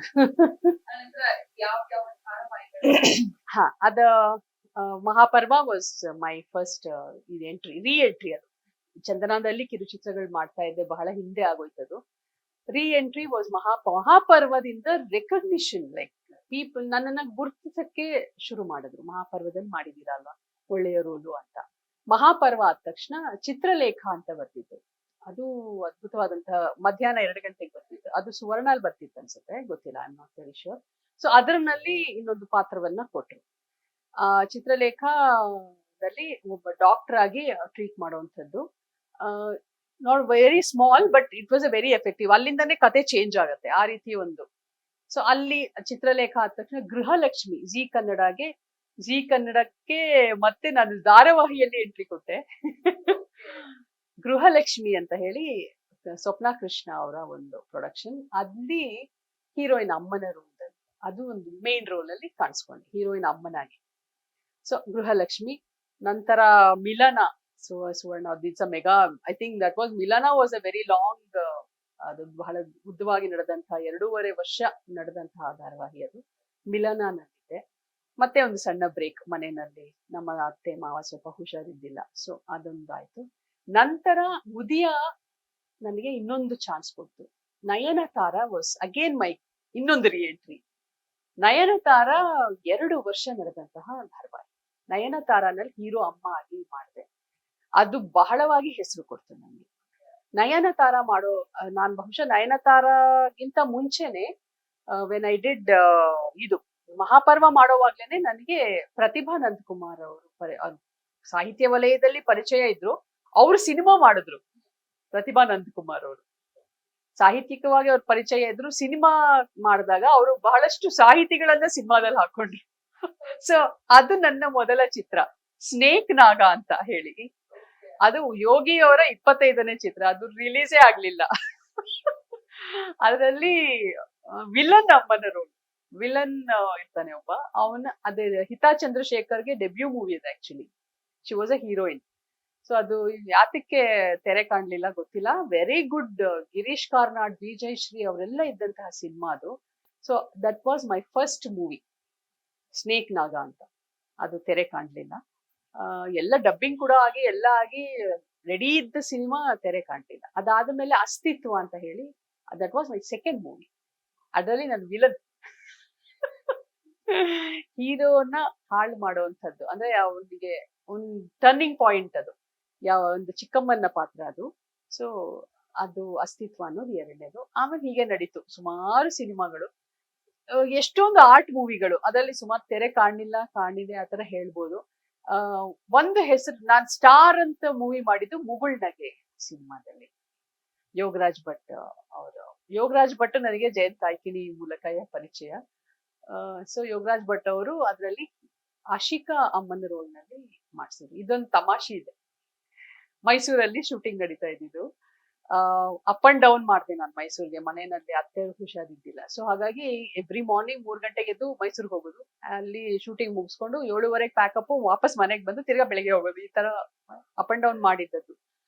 4 ದಿನ ಶೂಟಿಂಗ್ ನಡೀತು. ತುಂಬಾ ಚೆನ್ನಾಗಿತ್ತು ಪಾತ್ರ. ಏನು ಗಣೇಶ್ ಜೊತೆ ಮಾತಾಡಿದ್ದೇನು, ಇಂಟ್ರಾಕ್ಷನ್ಸ್ ಇತ್ತು, ಆಶಿಕಾ ಜೊತೆ ಸುಮಾರು ಡೈಲಾಗ್ಸ್ ಎಲ್ಲ ಇತ್ತು. 4 ದಿನ ಶೂಟಿಂಗ್ ಅಂದ್ರೆ ಯು ಕ್ಯಾನ್ ಇಮ್ಯಾಜಿನ್. ಸುಮಾರು ಸೀನ್ಗಳೆಲ್ಲ ಆಯ್ತು. ಎಲ್ಲ ಆಯ್ತು. ಎಲ್ಲ ಸಿನಿಮಾ ಪ್ಯಾಕ್ ನಮ್ದು ಅವ್ರದ್ದು ಮುಗೀತು. ನನ್ನ ಪಾತ್ರ ಅಂತೂ ಮುಗಿಕೊಂಡು ಬಂದಾಗ ಡಬ್ಬಿಂಗ್ ಕರೆದ್ರು. ಅಭಯ್ ನಾಯ್ಡು ನಿಂತು, ಅಮ್ಮ ನಿಮ್ದು ಡಬ್ಬಿಂಗ್ ಇದೆ ಅಂತ. ಹೋಗಿ ನೋಡಿದ್ರೆ ಬಾ ಎಲ್ಲೊಂದು ಒಂದೇ ಇರೋದು. ಏನ್ ಸರ್ ಇದು ಅಂದೆ. ನಗು ಬರ್ತಾ ಇದೆಯಾ? ನಗು. ಆಮೇಲೆ ನೋಡಿದ್ರೆ ಇಡೀ ಅಷ್ಟೂ ಸೀನ್ಗಳನ್ನ ಒಂದು ಹಾಡಲ್ಲಿ ಹಾಕಿ ಮುಗಿಸ್ಬಿಟ್ಟಿದ್ದಾರೆ. ನಿನ್ನ ಸ್ನೇಹದಿಂದ ಹಾಡ್ ನೋಡಿದ್ರೆ ನಿಮ್ಗೆ ಗೊತ್ತಾಗತ್ತೆ ಎಷ್ಟು ಅಲ್ಲಿ ಕಟನ್ ಶಾರ್ಟ್ಸ್ ಇದಿದೆ ಅಂತಂದ್ರೆ. ನಾನು ಅಷ್ಟು 4 ದಿನ ಮಾಡಿದ್ದೆ acting, it was in one song. ಅದಕ್ಕೆ ನಿನ್ ಡಬ್ಬಿಗೆ ಕರೆದಿಲ್ಲ, ಬೇರೆ ಪಾತ್ರಗಳಿದೆ, ಬಾ ಡಬ್ ಮಾಡು ಅಂತಂದ್ರು. ಸೊ ಸುಮಾರು ಪಾತ್ರಗಳಿಗೆ ಡಬ್ ಮಾಡಿದೆ. ಅಲ್ಲಿ ನಂದು ಮಾತ್ರ ಬಾಯಿ ಮಾತ್ರ ಇದ್ದಿದ್ದು. ಸೊ ಅವಾಗ ಗೊತ್ತಾಯ್ತು, ಓ ಸಿನಿಮಾ ಇದು ಹೀಗಲ್ಲ, ನಾನ್ ಅನ್ಕೊಂಡಾಗಲ್ಲ, ಅಲ್ಲಿ ತೆಗಿಯೋದೇ ಬೇರೆ, ತೆರೆಗೆ ಬರೋಷ್ಟ್ರೊಳಗೆ. ಇದು ಅನುಭವ ಇನ್ನೊಂದಾಗಿದ್ದು ಮಾಸ್ ಲೀಡರ್ ಅಂತ, ಶಿವರಾಜ್ ಕುಮಾರ್ ಜೊತೆ. ಅಲ್ಲಿ ಅದು ಪ್ರಕಾಶ್ ಬೆಳ್ವಾಡಿ ಅವರ ಹೆಂಡತಿ ಪಾತ್ರ. ಪ್ರಕಾಶ್ ಬೆಳ್ವಾಡಿ ಅವರು ಚೀಫ್ ಮಿನಿಸ್ಟರ್, ಅವ್ರ ಹೆಂಡತಿ ನಾನು. ಫುಲ್ ಎಕ್ಸೈಟ್ ಆಗ್ಬಿಟ್ಟಿದೆ ನಾನು. ಅಯ್ಯೋ ಏನಿದು, ಶಿವರಾಜ್ ಕುಮಾರ್ ವಿಲನ್ ನನ್ ಮೈದ್ನ, ಅನಿಲ್ ಅಂತ ವಿಲನ್ ಇದ್ರು ಅವರು ನನ್ ಮೈದ್ನ. ಸೊ ಅವ್ನ್ ಕೊಲೆ ಆಗ್ಬಿಟ್ಟಿರತ್ತೆ, ಶಿವರಾಜ್ ಕುಮಾರೇ ಮಾಡಿರ್ತಾರೆ. ಸೊ ಅದೊಂದು ಬಹಳ ಚಂದವಾದ ಸೀನು. ಸೊ ಅದೇನೇನೋ ತೆಗೆದ್ರು, ಎಲ್ಲ ತೆಗೆದ್ರು, ಕಡೆ ಸಿನಿಮಲ್ ನಾನು ಇಲ್ಲವೇ ಇಲ್ಲ. ಪ್ರಕಾಶ್ ಬೆಳ್ವಾಡಿ ಜೊತೆ ಫೋಟೋ ತೆಗೆಸ್ಕೊಂಡಿದ್ದು ಒಂದು ಮಾತ್ರ ಇದೆ ಅಷ್ಟೇ. ಹೌದಾ? ಹಾಗೆ ಆಗತ್ತೆ, ಗೊತ್ತಿಲ್ಲ ಅಲ್ಲಿ ಹೋಗ. ಹೌದು, ಎಕ್ಸಾಕ್ಟ್ಲಿ. ಕರೆಕ್ಟ್ ಅನ್ಸುತ್ತೆ. ಬಟ್ ಗೊತ್ತು ಈ ಫೀಲ್ಡ್ ಇದೇ ತರ ಅಂತಾನೆ ಗೊತ್ತು. ಕೊನೆಯಲ್ಲಿ ಏನೇ ಆದ್ರೂ ಅದು ಸಿಗೋದು ಔಟ್ಪುಟ್ ಮಾತ್ರನೇ ನಿಮ್ಗೆ. ಆ ಸಿನಿಮಾ ಹೋಗಿ ನೋಡಿದಾಗ ಹೌದಾ ಇರ್ರೆಲೆವೆಂಟ್ ಸೀನ್ ಅದು, ನನ್ ಬೇಕಾಗೇ ಇರ್ಲಿಲ್ವೇನೋ ಇಲ್ಲಿ ಅಂತ ಅನ್ಸುತ್ತೆ. ಅದು ಸಿನಿಮಾ ಬೇಕಾಗಿರೋದೇ ಅದು. ನಾನ್ ಸಿನಿಮಾ ಭಾಷೆ ಚೆನ್ನಾಗಿ ಬಲ್ಲೆ. ಸಿನಿಮಾ ಅನ್ನೋದು ಯಾಕಂದ್ರೆ ನಮ್ಮ ತಂದೆ ವಾಸ್ ಜರ್ನಲಿಸ್ಟ್. ನೋಡಿದೀನಿ ನಾನು ಅವರು ಮಾತಾಡ್ತಾ ಇದ್ದಿದ್ ಸ್ಟೈಲ್ ಎಲ್ಲ. ನಂಗೆ ಹಾಗಾಗಿ ತುಂಬಾ ಸಿನಿಮಾ ಹುಚ್ಚು ಬಹಳ ಇತ್ತು. ಸಿನಿಮಾ ನೋಡೋದು, ನಾನು ಯಾವತ್ತು ಥಿಯೇಟರ್ಗೆ ಹೋಗಿ ಸಿನಿಮಾಗಳು ನೋಡ್ತಾ ಇದ್ದೆ. ಇವತ್ತಿಗೂ ಥಿಯೇಟರ್ ಆ ಒಂದು ಬಹುಶಃ ಅದು ಒಂದು ಹೇಳ್ಬೇಕು. ಆ ಸಿನಿಮಾ ನೋಡೋ ಹುಚ್ಚು ಎಷ್ಟಿತ್ತು ಅಂತಂದ್ರೆ, ರೀಸೆಂಟ್ ಆಗಿ I was a censor board member also. ಕಿತ್ತೋಗಿರೋ ಸಿನಿಮಾ ಎಲ್ಲ ನೋಡಿದೀನಿ ನಾನು ಅವಾಗ. ಈಗ ಆಯ್ತು, ಟರ್ಮ್ ಮುಗೀತು ನಂದು. ಅಲ್ಲಿದ್ರಾಗ ಹೇಳ್ಕೊಳೋ ಹಾಗಿಲ್ಲ ಸಿನಿಮಾ ನಾನು ಸೆನ್ಸಾರ್ ಬೋರ್ಡ್ ಮೆಂಬರ್ ಅಂತ. ಸೊ ಈಗ I am out of that, so I can say ಚೆನ್ನಾಗಿತ್ತು ಅದೊಂದು ಅನುಭವ. ಯಾಕಂದ್ರೆ ಸಿನಿಮಾ ಅಂತ ಇಷ್ಟ ಪಡೋರಿಗೆ ಇಂಥ ಕೆಲ್ಸಗಳು ಬಹಳ ಇಷ್ಟ ಆಗತ್ತೆ, ಅದೇನ್ ತೊಂದ್ರೆ ಇಲ್ಲ. ಆಮೇಲೆ ಇನ್ನೊಂದು ನಾನ್ ಮಾಡಿದ್ದು ದೀಪಕ್ ಅವ್ರದ್ದು ಕಳ್ಳ ಬೆಟ್ಟದ ದರೋಡೆ ಕೋರು ಅಂತ. ಅದು ಎಷ್ಟು ಚೆನ್ನಾಗಿತ್ತು ಅಂದ್ರೆ, ನಾವು ಒಂದ್ ಹಳ್ಳಿನಲ್ಲೇ ಇದ್ಬಿಟ್ಟಿದ್ವಿ ತಿಂಗಳಾನ್ಗಟ್ಲೆ, ಮಂಡ್ಯದಲ್ಲಿ. ತುಂಬಾ ಚೆನ್ನಾಗಿತ್ತು ಅದು. ಎಂಥ ಅದ್ಭುತವಾದ, ಅದು ಓಡ್ಲಿಲ್ಲ ಸಿನಿಮಾ, ಬಟ್ ಸಿಗುತ್ತೆ ಯೂಟ್ಯೂಬ್ ಅಲ್ಲಿ. ಬಹಳ ಸೊಗಸಾದ ಸಿನಿಮಾ ಅದು. ಅದಲ್ಲೂ ಸುಮಾರು ಜನ ರೆಕಗ್ನೈಸ್ ಮಾಡಿದ್ರು ಆ ಮೂವಿನಲ್ಲೂ. ಅದೊಂದು ಚೆನ್ನಾಗಿತ್ತು. ಅದೇ ಈ ತರ. ಇನ್ನೊಂದು ಇತ್ತೀಚೆಗೆ ಒಂದು ನಾನು ನಿನ್ನ ಅಭಿಮಾನಿ ಅಂತ ಹೇಳಿ, ಅದರಲ್ಲಿ ಒಂದು ಜಡ್ಜ್ ರೋಲ್ ಮಾಡಿದೆ. ಇಟ್ಸ್ ಒಂದು ಮೂಗಿ ಹುಡುಗಿಯ ಕಥೆ ಅದು. ಸೊ ಅದು ತುಂಬಾ ಫೆಸ್ಟಿವಲ್ ಅಲ್ಲೆಲ್ಲ, ಮೊನ್ನೆ ಇತ್ತೀಚೆಗಾದಂತಹ ಅಂತಾರಾಷ್ಟ್ರೀಯ ಫಿಲ್ಮ್ ಫೆಸ್ಟಿವಲ್ ಅಲ್ಲೆಲ್ಲ ಅದು ಸ್ಕ್ರೀನ್ ಮೇಲೆ ಬಂತು. ಸೊ ಅಲ್ಲಿ ಎಲ್ಲರೂ ನೀವೇ ಅಲ್ವಾ ಜಡ್ಜ್ ಮಾಡಿದ್ದು ಅಂತ ಕೇಳಿ, ಯಾಕಂದ್ರೆ ಅದು ಆ ಹುಡುಗಿಯ ಟರ್ನಿಂಗ್ ಪಾಯಿಂಟ್ ಆಗಿ. ಸೊ ಸುಮಾರಷ್ಟು ಟರ್ನಿಂಗ್ ಪಾಯಿಂಟ್ ಕೊಟ್ಟಿದ್ದೀನಿ ನಾನು ಸಿನಿಮಾಗಳಲ್ಲಿ. ಈಗ ಲೈಂಡ್ ಅಪ್ ಆಗಿ 2 ಮೂವಿ ಇದೆ. ಸ್ಟೀಲ್ ಪಾತ್ರೆ ಸಾಮಾನ್ ಅಂತ ಒಂದು ಟೋಟಲ್ ಕಾಮಿಡಿ ಮೂವಿ, ನ್ಯೂಕ್ಲಿಯಸ್ ಅಂತ ಹೇಳಿ. It's a very very different movie. ಅದನ್ನ ನಾನು ಹೇಳೋ ಹಾಗಿಲ್ಲ, ಕಥೆ ತುಂಬಾ ಚಂದ ಇದೆ. ಅದು ಬಹಳ ಸೊಗಸಾಗಿ ಮಾಡಿದ್ದಾರೆ. ಸೊ ಅದೊಂದು ಲೈಂಡ್ ಅಪ್ ಇದೆ ಮೂವಿ ಆಗಿ. ಆಮೇಲೆ ಇಲ್ಲಿ ಕಿರುತೆರೆ ಮಾಡ್ತಾನೆ ಇದೆ. ನಯನತಾರ ಮಾಡಿದೆ, Nayanthara was a very big hit. ಅದಾದ್ಮೇಲೆ ಬ್ರಾಹ್ಮಿನ್ಸ್ ಕಥೆ ಅಂತ ಹೇಳಿ ಎರಡು ತೂಗಿಸ್ಕೊಂಡು ಹೋಗ್ತಾ ಇದೆ, ಸಿನಿಮಾ ಹಾಗೂ ಕಿರುತೆರೆ. ಈಗ ಸದ್ಯಕ್ಕೆ ಜಿ ಕನ್ನಡದ ಅಣ್ಣಯ್ಯದಲ್ಲಿ ಮಾಡ್ತಾ ಇದ್ದೀನಿ. ಅಣ್ಣಯ್ಯ ಧಾರಾವಾಹಿಯಲ್ಲಿ ಇಲ್ಲ ಇಲ್ಲ, ಇದು ಆಕ್ಚುಲಿ ನಿಶಾ ಮತ್ತೆ ವಿಕಾಸ್ ಅಣ್ಣ ಅವ್ರಿ ಅಣ್ಣಯ್ಯ ಇಸ್ ಅ ಮೇನ್. ವಿಕಾಸ್ ಅವರು ಅಂದ್ರೆ ಶಿವು ಹೆಂಡತಿ ಪಾರು ನಿಶಾ. ಅವ್ರಿಗೆ 4 ತಂಗೀರ್ ಇರ್ತಾರಲ್ಲ, ಒಬ್ಬಳ ತಂಗಿ ಈಗ ನನಗೆ ಸೊಸೆಯಾಗಿ ಬರ್ತಾಳೆ. ಇನ್ನೊಂದು ಇದು ಬೇರೆನೆ ಟ್ರ್ಯಾಕ್ ಅದು actually. We are villain track ಅಲ್ಲಿ ನಂದು ಒಬ್ಬ ಪೆದ್ದ ಇರ್ತಾನೆ, ಅವನಿಗೆ ಈಗ ಶಿವನ ತಂಗಿಯನ್ನ ಕೊಟ್ಟು ಮದುವೆ ಮಾಡ್ಲಾಗತ್ತೆ. ಸೊ ನಾನ್ I am in to the support to that lady. So ನಾನ್ ಆ ಒಂದು ಪಾತ್ರವನ್ನ ಮಾಡ್ತಾ ಇದ್ದೇನೆ. ನಾನ್ ವಿಲನ್ ಅಲ್ಲ, ವಿಲನ್ ಮನೇಲಿ ನಾನಿದ್ದೀನಿ, ಒಳ್ಳೆಯವಳು. ಓಕೆ, ಈಗ ಅಣ್ಣಯ್ಯ ಅಂತ ಬಂದಾಗ ಲೈಕ್ ಕಿರುತೆರೆಯಲ್ಲಿ ಇನ್ನು ಏನು ಒಂದು ಟಾಪ್ ಸೀರಿಯಲ್ ಅಂತ ಹೇಳ್ತೀವಿ, ಆ ಲಿಸ್ಟ್ನಲ್ಲಿ ಅಣ್ಣಯ್ಯ ಹೌದು, ಖಂಡಿತ ನೋಡುವಂತ ವೀಕ್ಷಕರು ಕೂಡ ಲಿಸ್ಟ್ಗಳಿರ್ಬೋದು. ಹೌದು. ಜೋಡಿಗಳು ಪ್ರತಿಯೊಂದು ಲೈಕ್ ಈ ತರ ನೀವ್ ಹೇಳಿದ್ರಿ, ವಿಲನ್ ಮನೇಲಿ ನಾನ್ ತುಂಬಾ ಒಳ್ಳೆಯವಳು ಅಂತ ಹೇಳ್ಬಿಟ್ಟು. ಸೊ ಈ ತರದ ಒಂದು ಕಥೆಗಳ ಪಾಠ ಆಯ್ತದೆ. ಯಾಕಂದ್ರೆ ಇತ್ತೀಚೆಗೆ ನೋಡೋದಾದ್ರೆ ಆಗಿನ ಕಾಲದಿಂದ ಹೌದು ಕ್ರಿಯೇಟಿವ್ ಆಗಿ ಸೀರಿಯಲ್ಸ್ ಹೌದು ಆಗಿದ್ದಂತ ಕ್ವಾಲಿಟಿ ಇರ್ಬೋದು, ಪ್ರತಿಯೊಂದು ಕೂಡ ಈಗ ಎಲ್ಲೂ ಕಾಣಿಸ್ತಾ ಇಲ್ಲ, ಅದೊಂದು ಮಿಸ್ಸಿಂಗ್ ಅಂತ ಅನಿಸ್ತಾ ಇದೆ. ಬಟ್ ನಾವ್ ನೋಡ್ಬೇಕಾಗತ್ತೆ, ಜನರ ಅಭಿರುಚಿ ಕೂಡ ಬದಲಾಗಿದೆ. ಇವತ್ತಿಗೂ ತಲೆಯಲ್ಲಿ ಉಳಿಯಲ್ಲ, ನಾನೇ ಯೋಚನೆ ಮಾಡ್ತೀನಿ ಯಾವ್ದು ಮಾಡಿದ್ದೆ ಅಂತ. ಹೇಳಿ ಕಲ್ಪನಾ ಸಿನಿಮಾ ಹೇಳಿ, ಮಂಜುಳಾ ಸಿನಿಮಾ ಹೇಳಿ, ಲಕ್ಷ್ಮಿ ಸಿನಿಮಾ ಹೇಳಿ, ಅದು ನಮ್ಗೆ ಇವಾಗ ದೃಷ್ಟಿಕೋನಗಳಿಗೆ ಬಹಳಷ್ಟು ಬೇರೆ ಬೇರೆ ಸಿಗ್ತಾ ಇದೆ. ಎಷ್ಟು ಎಂಟರ್ಟೈನ್ಮೆಂಟ್ ಬೇರೆ ಬೇರೆ ಇದೆ ಅಂತಂದ್ರೆ ಯಾವುದು ನಮಗೆ ರಿಜಿಸ್ಟರ್ ಆಗಲ್ಲ. And we get bore to easily anything. ನನಗೆ ಯಾವ್ದು ಕೂತ್ಕೊಂಡು ಒಂದು ಈ ಮುಂಚೆ ಮೆಗಾ ಸೀರಿಯಲ್ ನೋಡ್ತಾ ಇದ್ವಿ, ಆ ಪೇಷನ್ಸ್ ಕಮ್ಮಿ ಆಗಿದೆ. ವೆಬ್ ಸೀರೀಸ್ ಬಂದಿದ್ದೀವಿ, ಯಾಕಂದ್ರೆ ಅದು 7 ದಿವಸದಲ್ಲಿ ಮುಗ್ದೋಗುತ್ತೆ. ಅದು ಎಷ್ಟು ದಿವಸ ಇರುತ್ತೋ ಗೊತ್ತಿಲ್ಲ. ನಮ್ಗೆ ಇನ್ಸ್ಟೆಂಟ್ ಆಗಿ ಏನಾದ್ರು ಬೇಕು. ಅಂಥದ್ರಲ್ಲಿ ಒಂದು ಕಿರುತೆರೆಯ ಒಂದು ಧಾರಾವಾಹಿ ಜನರನ್ನ ಹಿಡಿದು 2 ವರ್ಷ ನಡೆಸ್ತಾರೆ ಅನ್ನೋದಾದ್ರೆ ಅವ್ರಿಗೆ ಎಷ್ಟು ಸಹನೆ ಬೇಕು, ಎಷ್ಟು ಕೆಲಸಗಳನ್ನ ತೆಗಿಬೇಕು, ಜನನ್ನ ಟಿವಿ ಮುಂದೆ ಕೂರಿಸ್ಬೇಕು ಅಂತಂದ್ರೆ ಅಲ್ಲಿ ಎಲ್ಲಾ ರೀತಿಯ ಮಸಾಲೆಗಳನ್ನ ಖಂಡಿತವಾಗಿ ತುಂಬಲೇಬೇಕಾಗತ್ತೆ. Whether it's a real or unreal, ರಿಯಾಲಿಟಿಗೆ ಹತ್ರ ಇಲ್ಲದೆ ಇರ್ಬೋದು, ಏನೇ ಇಲ್ಲದೆ ಇರ್ಬೋದು, ಬಟ್ ಆ ಒಂದು ಛಾತಿ ಬೇಕು ಅಂತಂದ್ರೆ ಅವ್ರು ಈ ರೀತಿ ಸರ್ಕಸ್ ಗಳನ್ನ ಮಾಡ್ಲೇಬೇಕು. ಇಲ್ಲಾಂದ್ರೆ ಗಿಟ್ಟೋದಿಲ್ಲ. ಮೀಡಿಯಾದಲ್ಲಿ ಇರಕ್ ಆಗೋದಿಲ್ಲ. ನಾವು ನ್ಯೂಸ್ಗಳನ್ನೇ ತಗೊಳ್ಳೋಣ, ನಿಮ್ಮ ವಿಷಯಕ್ಕೆ ಬರ್ತೀನಿ. ಎಲ್ಲಿ ನಾವು ಡಿ ನೋಡ್ತಾ ಇದ್ದ ನ್ಯೂಸ್ ಅಲ್ಲಿ ಇವತ್ತು ನೋಡ್ತಾ ಇರೋದು.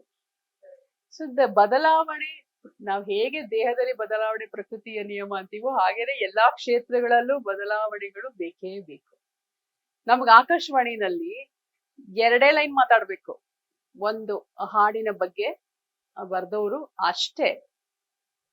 ಬಗ ಎಷ್ಟು ಮಾತಾಡ್ತಾರೆ, ಅದನ್ನ ಬದಲಾವಣೆ ಕೇಳಿಸ್ಕೋತೀವಿ, ಅದು ಇಷ್ಟ ನಮ್ಗೆ. ಇವತ್ತಿಗೂ ನಾವು ಅಷ್ಟೇ ಮಾತಾಡ್ತೀವಿ ಅಂದ್ರೆ ಆಗೋದಿಲ್ಲ. ಇಲ್ಲ, ಜನಕ್ಕೆ ಬೇಕು ಬೇರೆ ಏನಾದ್ರು ಕೊಡ್ತಾನೆ ಇರ್ಬೇಕು. ಹಾಗಾಗಿ ನಡೀತಾ ಇರತ್ತೆ ಈ ತರ ಸರ್ಕಸ್ಗಳು. ಇಷ್ಟೆಲ್ಲ ಕೇಳಿದ್ಮೇಲೆ ಈ ಪ್ರಶ್ನೆ ಕೇಳಲೇಬೇಕು. ಕೇಳಿದ್ರು ಗೊತ್ತಾಗುತ್ತೆ ಜನಕ್ಕೆ. ಬಟ್ ಕಲೆ ಅನ್ನೋದು ನಿಮ್ಮ ಜೀವನದಲ್ಲಿ ಪಾರ್ಟ್ ಅನ್ನೋದು ಅದ್ರ ಬಗ್ಗೆ ಅಫ್ಕೋರ್ಸ್ ಎಸ್, ಕಲೆ. ಯಾಕೆಂತಂದ್ರೆ ಈ ಕಡೆನೂ ಕಲೆ, ಆ ಕಡೆನೂ ಕಲೆ, ಮಧ್ಯದಲ್ಲಿ ನಾನೊಂದು ದೊಡ್ಡ ಕಲೆ.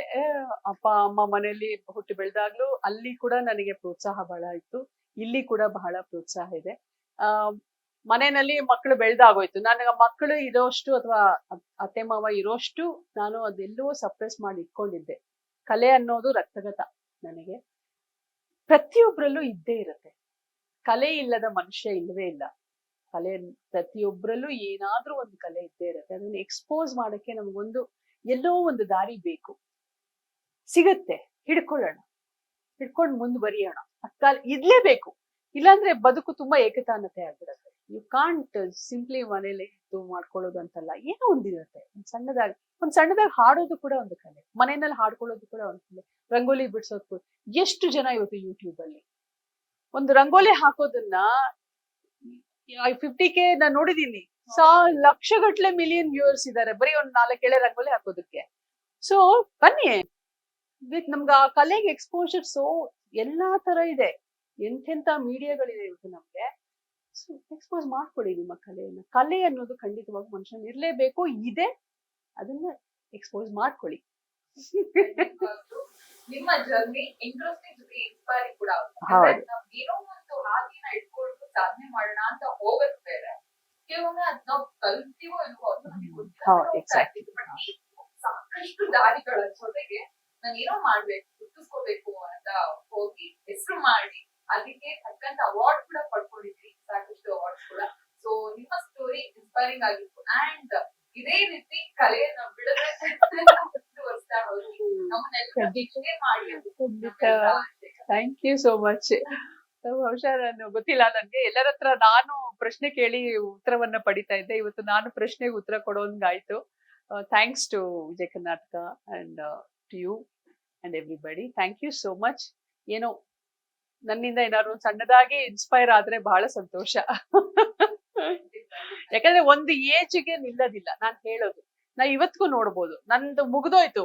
ಒಂದ್ ಏಜ್ ಅಲ್ಲಿ ನಾನು when voice in the peak I stopped, but ಅಲ್ಲಿಗೆ ನಿಲ್ಲಿಸ್ಲಿಲ್ಲ. I came back when I was 50. So ಅದಕ್ಕೆ 50 ಅಲ್ವಾ? ಮತ್ತೆ 50 ಆದ ನಂತರ ಮತ್ತೆ ನನ್ನಲ್ಲಿ ಏನಿತ್ತು ಅದನ್ನ ನಾನು ಈಗ ಬೆಳೆಸ್ಕೊಂಡು ಹೋಗ್ತಾ ಇದ್ದೀನಿ. ಜವಾಬ್ದಾರಿಗಳನ್ನ ನಿಭಾಯಿಸಿದೀನಿ, ಯಾವ್ದ್ರಿಂದನೂ ವಿಮುಖಳಾಗಿಲ್ಲ. ಎಲ್ಲಾ ಜವಾಬ್ದಾರಿಗಳನ್ನ ನಿರ್ವಹಿಸಿದೀನಿ.